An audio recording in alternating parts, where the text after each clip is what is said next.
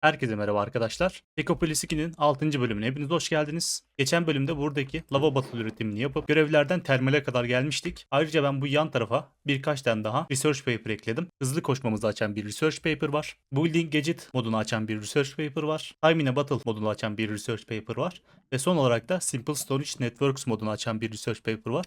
Bu bölüm içerisinde bunları da yapmak istiyorum. Ayrıca buradaki termal kısmından ilerleyip artık bizim özellikle maden işleme kısmını termalle yapmak istiyorum ki burada gördüğünüz gibi özellikle iron'ımız baya kötü durumda. Bunun sebebi de ben bölüm arasında hem Advanced Technique Ingot hem de Basic Technique Ingot craftladım. Daha fazlasını craftlayabilecek kadar malzeme oluşturdum. Ancak Basic Technique Ingot'lar da işimize yarar diye daha fazlasını craftlamadım şu anda. O zaman bu bölüme termale girerek başlayalım. İlk yapmamız gereken şey Machine Frame. Machine Frame yapmamız için bizim Silver ve Gold'a ihtiyacımız var. Bunları buradaki alloy kilinin içerisinde birleştirerek biz elektrum elde ediyorduk. Ve bizden bir tane elektrum gear istiyor. Onun yanına 4 tane silver ingot, 4 tane de glass istiyor. Ben hemen bunları ayarlayıp geliyorum.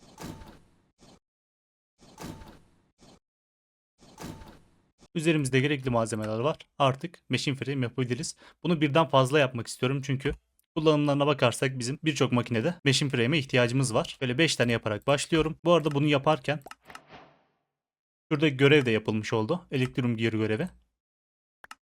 Şimdi ikinci yapmamız gereken şey Redstone Flux Coil. Bu Flux Coil de yine neredeyse bütün makinenin içerisinde craftında kullanılan bir şey. Bunu da hazır malzememiz varken bol bol yapacağım ki daha sonra kullanalım.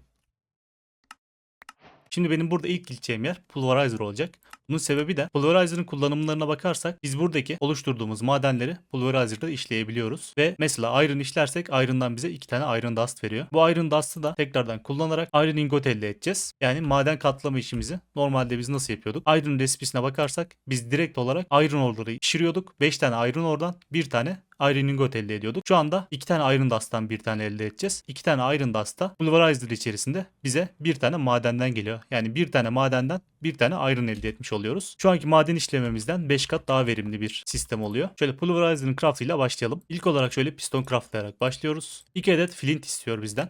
Ben buradaki gravel'ları böyle koyup kırarak flint elde etmeye çalışacağım. Bazı modpacklerde bunun verme ihtimalini kapatıyorlar. Bunlardan biraz deneyip bu modpack'te de kapalıysa farklı bir yöntemle işlemeye çalışacağım. Bu gravel'ı yere koyup kırmayı biraz denedim ama hiç flint vermedi. Flint yapımına bakarsak sanırsam bizim crusher yapmamız gerekiyor. Başka bir şekilde ben flint elde edemedim. O yüzden crusher yaparak başlayalım. Bizden 9 tane hopper istiyor. Şöyle bakalım kaç tane iron'ımız olmuş.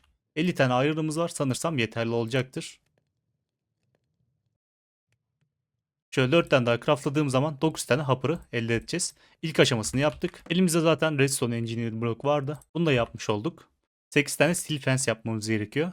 Bunu da steel ingotlar ve silver rodlarla yapıyoruz. Şöyle bakalım burada hiç var mı? Burada hiç yok.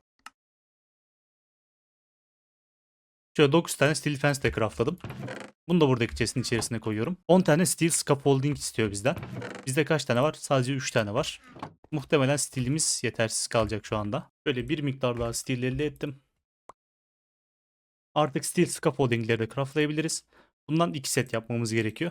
10 tane lazım bize yani. Böyle 10 tanesini de buranın içerisine attım. Ve son olarak da 10 tane light engineering block'a ihtiyacımız var. Gerekli malzemeleri üzerime aldım. Artık bundan da craftlayabildik. Bundan da bize 10 tane ihtiyacımız var. Yani buradaki malzemeler bizim Crusher'ı craftlamamıza yetecektir. Crusher 5x3x3'lük bir alan kaplıyor. Bunu da buraya kurabiliriz. Böyle kitaptan bakalım tekrardan. Buradaki chest'te bitişik olacak biraz ama yapacak bir şey yok. Arkaya dayayalım mı diye düşünüyorum. Arkada geçiş alanı olması için buraya tamamen dayamayacağım. İlk katmanı bu şekilde doldurduk.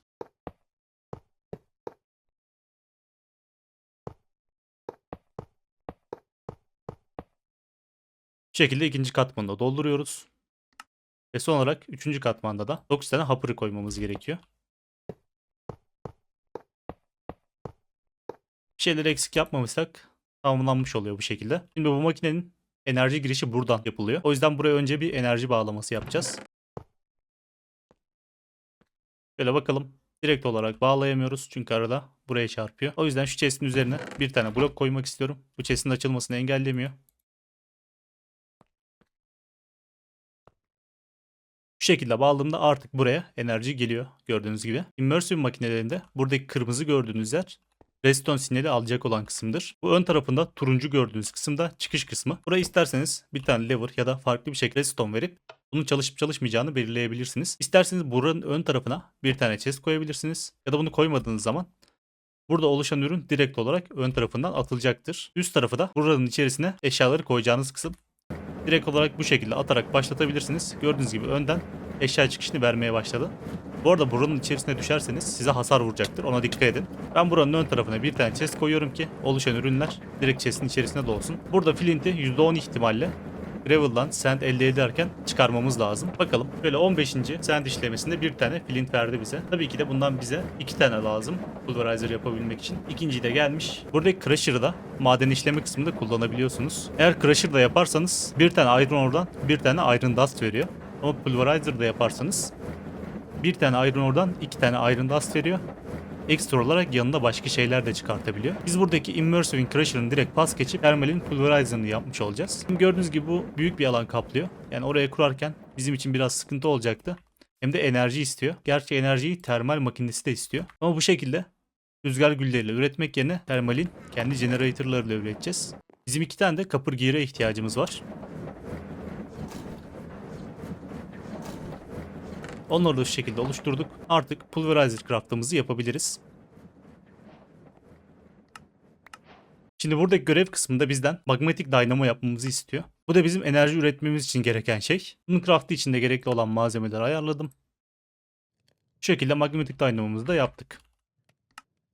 Magmatik dynamo lav kullanarak bize enerji üreten bir makine. Şimdi ben burada şöyle bir şey yapacağım. Bizim lav üretimimiz buradaydı hatırlıyorsanız.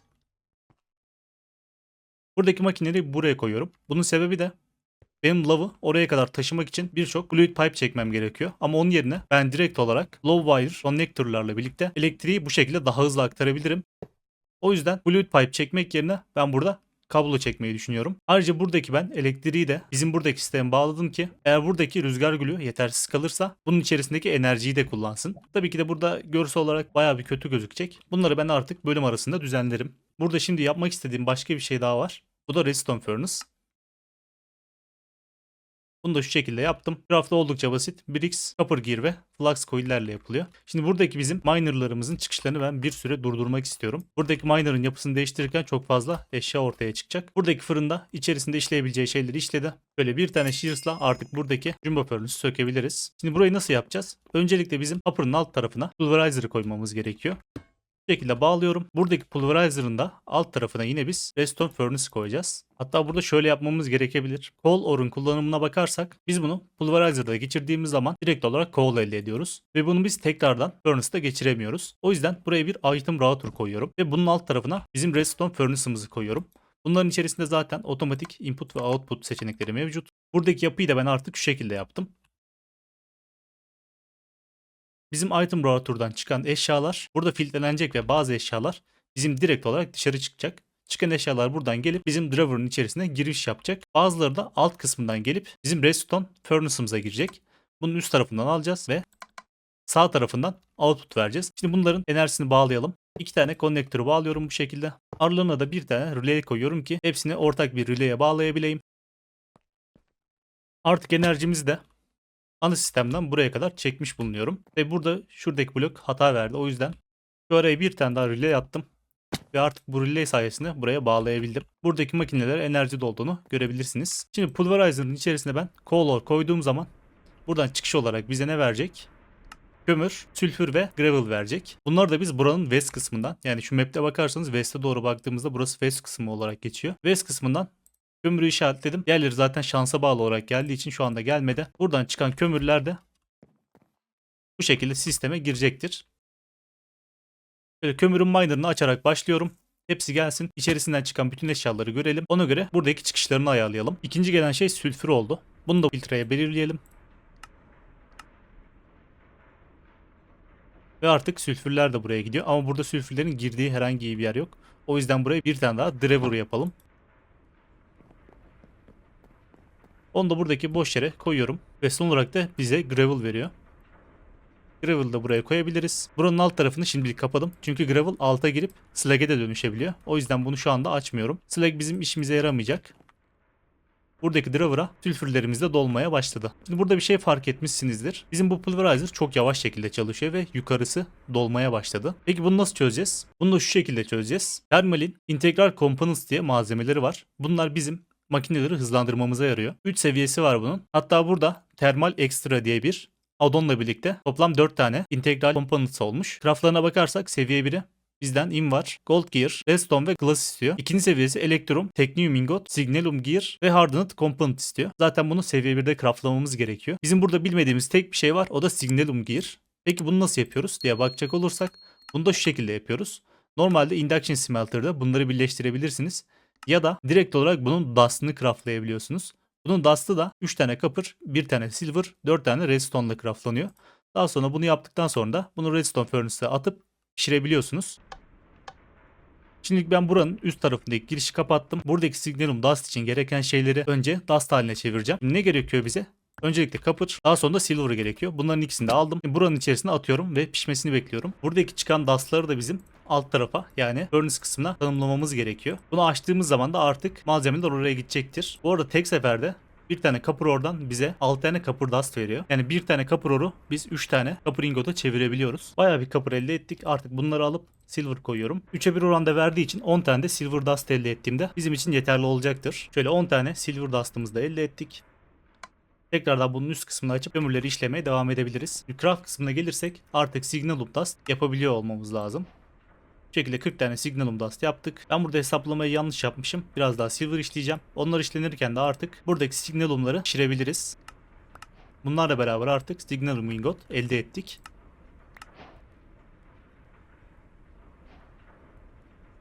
Ayrıca led dust'ımızı da elde ettik burada.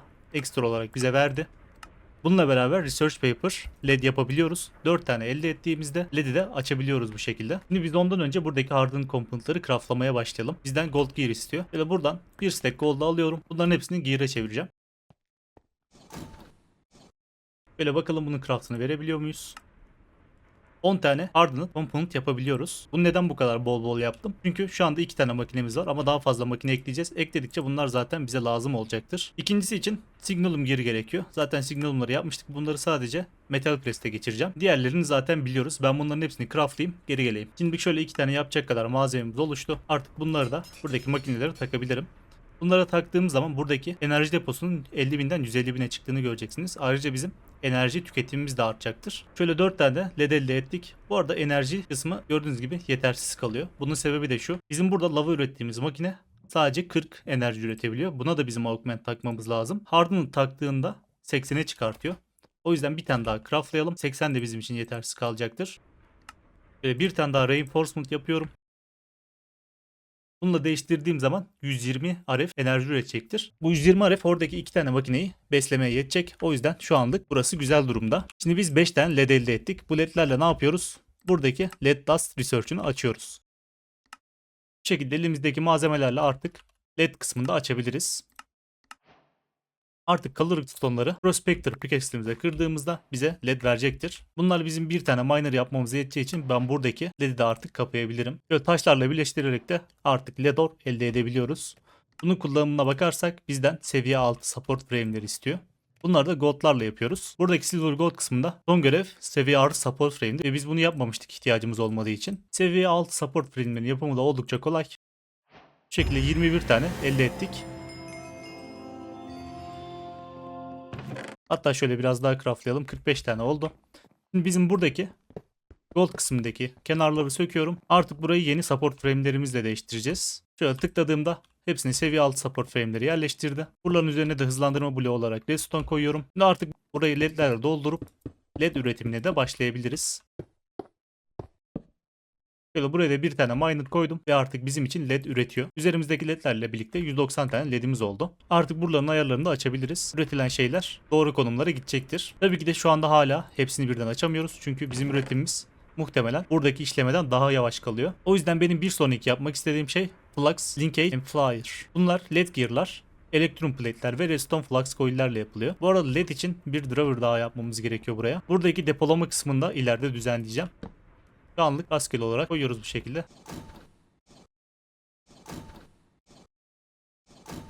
Bunların craft ile beraber de 9 tane buradaki güçlendirmeden yapabiliyoruz. Buradaki güçlendirme slotunda her birinde 4 tane boşluk var. Bir tanesine component koyuyoruz. Diğer üçüne de ben bu şekilde hızlandırma koyacağım. Gördüğünüz gibi hızı tabii ki de bununla beraber enerji tüketimi de çok arttı. O yüzden buradaki magmatic dynamo'yu da hızlandırmamız gerekiyor ki bunun enerji üretimi de artsın. Buradaki dynamo'ları biz auxiliary reaction chamber yaparak hızlandırıyoruz. Bunun yapımına bakarsak kenarlarında signalum plate, signalumun nasıl yapıldığını biliyoruz. Silver gear, bunu da biliyoruz. Neyi bilmiyoruz? Buradaki hardened glass'ı bilmiyoruz. Hardened glass yapmak için de bizden induction smelter istiyor. Önce induction smelter'ı yaparak başlıyoruz. Şöyle ilk önce bir tane blast furnace yapmamız gerekiyor. Kenarlarına 2 tane sand, alt taraflara invar gear ve redstone flux coil istiyor. Yani şu şekilde yapabiliyoruz bunda. Bunu da ben şimdilik buraya bağlayacağım. Aynı şekilde bunda enerjiye ihtiyacı var. Enerjisini bağladık. Hızlandırmalarını direkt olarak takabiliriz. Şimdi bize hardened glass yapmak için ne lazım? Sand lazım. Obsidian ve steel dust lazım. Steel dust'ı direkt olarak pulverizer'a steel atarak yapabiliyoruz. Şimdi buradaki bazı makineleri kapatmam gerekiyor. Çünkü gördüğünüz gibi enerjimiz yetersiz kalıyor. Yetersiz kaldığı için de bunu işleyemiyor. Ben biraz bunlara enerji dolmasını bekleyeyim, geri geleyim. Şöyle ben bir tane daha magmatic dynamo craftladım. Gördüğünüz gibi buradaki enerjiler yetersiz kalıyor. O yüzden hem bir tane daha magmatic dynamo yapalım hem de onların içerisine artık upgrade'lerini takarak iyice hızlandıracağız. Onu da buraya koyabiliriz.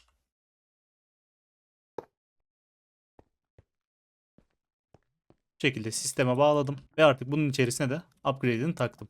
Şu an ikisi birden çalıştığı için 120 tikten 240 tik enerji üreteceğiz. Şimdi burada obsidian yapımına bakarsak bizim blast chiller'a ihtiyacımız var. Lav'ı blast chiller'dan geçirerek obsidian elde edebiliyoruz. O yüzden önce blast chiller yaparak başlıyorum. Bu şekilde koyduğumuzda blast chiller'ı elde edebiliyoruz. Şimdilik buna sadece hardened component takıyorum. Zaten sadece 4 tane bizim obsidian yapmamız lazım. Ben buraya 4 kova lav koyup geri geliyorum. Şöyle 4. kovamızı da koyuyorum. Son obsidianımızı da yaptığımızda artık hardened glass üretebileceğiz. Bunu da tabii ki de induction smelter'da üreteceğiz. Bu şekilde hardened glass'larımızı da üretmeye başladık. Bu arada şuradaki bayağı bir görevi tamamladık. Bunları da alabiliriz. Şöyle biraz signal plate ve silver gear da oluşturdum. Artık bunlarla beraber 6 tane auxiliary reaction chamber yapabiliyoruz.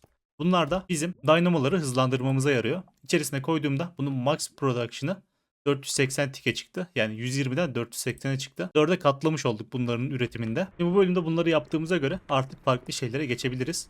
Bunlar bizim madenlerimizi işlerken burada yavaş yavaş azalacaktır madenler. Biz de farklı şeyler yapalım. Peki neler yapacağız? İlk olarak geçen bölümde açtığımız gold chest'i yapmak istiyorum. Bunun sebebi de gördüğünüz gibi envanterim her zaman dolu ve durmadan sağa sola eşya koyuyorum. O yüzden bir tane gold chest yapıp eşyamı tek bir tane sandığın içerisine bırakmak istiyorum ki sağdan soldan durmadan eşya toplamak zorunda kalmayayım. Böyle ilk olarak normal chest'i iron chest'e dönüştürüyoruz. Bunu da tekrardan gold chest'e dönüştürebiliyoruz. Tabii ki de bunu daha fazla upgrade'leyebiliriz ama şu anda diamond'a ulaşımımız yok. Şöyle açtığımız zaman buradaki normal chest'in 3 katı envantere sahip. Yani buradaki bütün eşyalarımızı artık bu chest'in içerisine depolayabiliriz. Buradan daha kolay bir şekilde eşyalarımızı bulabiliriz. Şimdi ayrıca ben buradan research paper speed yapmak istiyorum. Bunun sebebi de gördüğünüz gibi biz platformları bayağı bir büyük platformlar oluşturduk. Çünkü makineler çok fazla yer kaplıyor. Ve ben burada her seferinde buradan çıkıp oraya kadar koşmam gerekiyor bir şeyler almak için ya da craftlamak için. Bunu siz görmeseniz de benim için büyük bir zaman kaybı oluyor. O yüzden bunu yapmak istiyorum. Bunun için bizden 4 tane Advanced Technium Ingot istiyor ve 4 tane Sugar istiyor. Sugar'da Sugar Cane'lerle yapıyoruz. Daha önceki bölümlerde zaten Sugar Cane yapımını öğrenmiştik. Artık Sugar'da bu şekilde yapabiliriz. Bunları da şu şekilde birleştirerek Research Paper Speed yapabiliyorum. Buradaki Advanced Research kısmından artık Speed'e vererek açabiliriz. Tabii ki de yanında 32 tane tek box istiyor bizden. Bizim sadece 17 tane tek box'ımız var. O yüzden biraz daha tek box craftlayacağım. Bunun için bize ne gerekiyordu? Herhangi bir Technium ingotun yanına bronz ingot gerekiyordu. Artık buradaki induction smelter'ımızı da kullanarak daha hızlı bir şekilde bronz üretebiliyoruz. Ben yeterince bundan üreteyim, geri geleyim.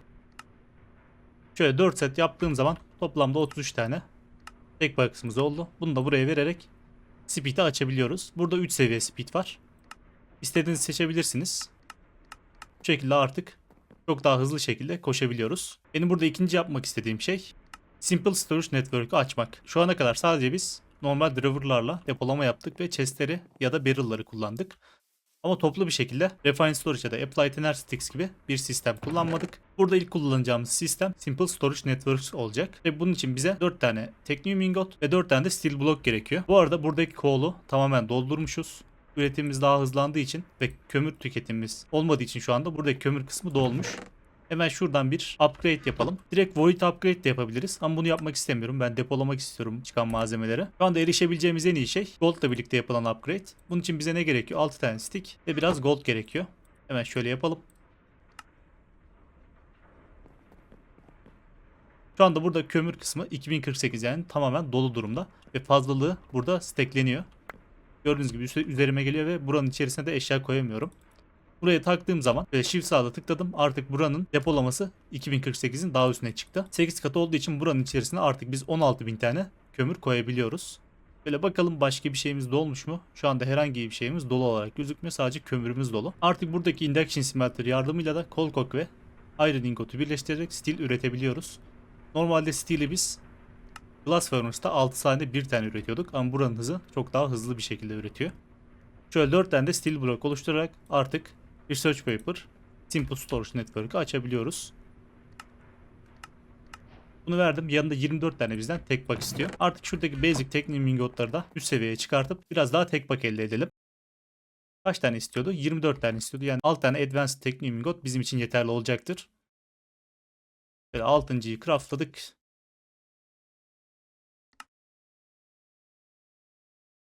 Bununla beraber Simple Storage Network'ı da açmış bulunuyoruz. Artık buradaki network craftlayarak başlayabiliriz. İlk önce bize root gerekiyor. Root için 4 tane steel gear, 1 tane advanced technium ingot ve 4 tane network cable gerekiyor. Network cable'lar da oldukça kolay. Stone slab'ler ve iron ingotlarla yapılıyor. Hemen cable'larla başlayalım. Bunun herhangi bir quest line'ı var mı bilmiyorum. Sanırsam yok. Bir tane dropper yapmamızı istiyor. Böyle dropper yapıyorum. Bu arada öncelikle root'u yapalım. Bu root'tan sadece bir tane yapmanız yeterli. Alttaki açıklamalar kısmında her bir network için sadece bir tane kullanın yazıyor. Bu da Refined Storage'in ya da Applied Energetics'in controller'ı gibi düşünebilirsiniz. Şimdi ikinci yapacağımız şey Storage Inventory. Bununla beraber network'ün içerisinden eşya çekip eşya koyabiliyormuşuz. Ama tabii ki de biz bunu Storage Request Table'a çevireceğiz. Bu da anladığım kadarıyla Crafting Grid gibi çalışıyor. Böyle bunu da yaptık. Request table'ımız da tamam. Bunlarla beraber bize ne lazım? Muhtemelen bize link cable'lar lazım. Bu link cable'lar herhangi bir envanteri network'e bağlamamıza yarıyormuş. Bunun craft'ı oldukça kolay gözüküyor ve tek seferde 4 tane veriyor bize. Şimdi buranın tam ortası buradaki crafting table. Ben bu crafting table'ı kırıp bunun yerine simple storage route'u koyacağım. Bunun üzerine de artık ben network cable ve request table koyacağım. Böyle koyalım. Burası gördüğünüz gibi bir crafting grid gibi çalışıyor. Buradaki chest'i aldım. Ben bu chest'i götürüp buradaki simple storage'ın yanına koyacağım. Şimdi şuraya koyayım. Şöyle yerini değiştirdim. Ve buraya ben bunu bu şekilde bağlayacağım. Bağladığım zaman burayı açtığımızda artık buradaki chest'in içerisindeki tüm eşyaları burada görebiliyoruz. Ben burada short direction'ı en yüksek olan başta ve amount'a göre sıralamak istiyorum. Yani en fazla olan eşyalarımız en yukarıda kalsın. Bakalım ne kadar iyi çalışıyor. Çok hızlı bir şekilde depolayabildik eşyaları. Gayet güzel. Artık buradaki chestleri falan kırıp hepsini buranın içerisine yerleştireceğim. Tabii ki de bu tek başına bize yeterli olmayacaktır. O yüzden birkaç tane daha chest craftlamak istiyorum ben. Ana sistemimizden biraz daha iron alalım. Çok fazla iron'ımız da yokmuş gerçi. Kömürlerin işlenmesi bitmiş. Artık buradaki iron'ı açayım. Iron'lar işlenmeye başlasın. Elimizde hiç iron kalmamış. Nikel'i de artık buraya tanımlayabiliriz. Burada tabii ki de şöyle bir sorun var. Buradaki eşyalardan birebir çıkış vermiyor. Bu da neye sebep oluyor? Bazen 2 bazen 3 çıkış veriyor mesela. Diyelim ki nikel. Nikelin kullanımına bakarsak biz redstone furnace üzerinde 2 taneden 1 tane nikel ingot elde ediyoruz. Yani bizim buradaki sistemin içerisinde çift sayı değil de tek sayı bir nikel kalırsa buraya nikel geliyor ve sistemi tıkıyor. O yüzden önümüzdeki bölümlerde de bunlarda da çözüm bulmamız gerekiyor. Ama şimdilik bizi idare edecektir bu sistem. Böyle biraz iron aldım. Artık buradaki chestleri önce iron chest'i upgrade'leyebilirim. Sistemin içerisindeki chestleri de kullandı. Ve gold'larla beraber de gold chest'e upgrade'leyebilirim. Bundan 2 tane daha yapıyorum. Bunun sebebi de bizim 4 tane kablomuz var. 2 tanesini buraya bağlamak istiyorum. Bir tanesi de boşa çıktı. Boşa çıkanı da şöyle yapacağım. Bu elimizdeki network cable'larla ben buraya kadar bir yol çekeceğim. Ve buradaki driver'ı da bu şekilde sisteme bağlayacağım. Şimdilik tabii ki de görünümü bir tık kötü. Çünkü arkadan input da alıyoruz. Ben bunu bağlayıp tekrar geri geliyorum. Buraya bir delik açtım. Artık buradaki açtığımız delikten network'ümüzü bağlayabiliriz.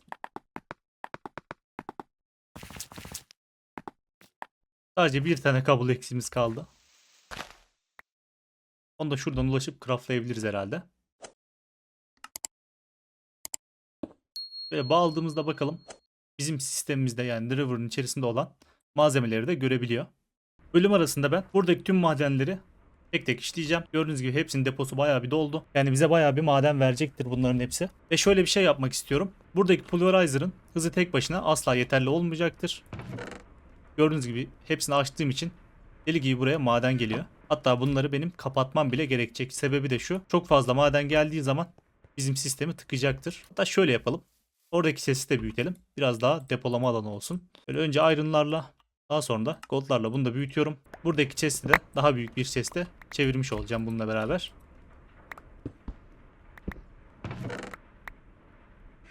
Tabii ki de bunlar da yetersiz kalacaktır buradaki tüm madenleri işlemeye. O yüzden ben şöyle bir şey yapacağım. Buradaki pulverizer'dan ve furnace'dan daha fazla üreteceğim. Aynı şekilde bizim burada yaptığımız dynamolardan da daha fazla üreteceğim. Bunlarla beraber de artık buradaki maden işleme sistemini katlayacağım ki buradaki hıza yetişebilelim. O zaman bu bölümlük bu kadar olsun. İzlediğiniz için teşekkürler. Videonun açıklamalar kısmındaki Discord sunucumuza katılabilirsiniz. Bir sonraki bölümde görüşmek üzere. Hoşçakalın. Kendinize iyi bakın.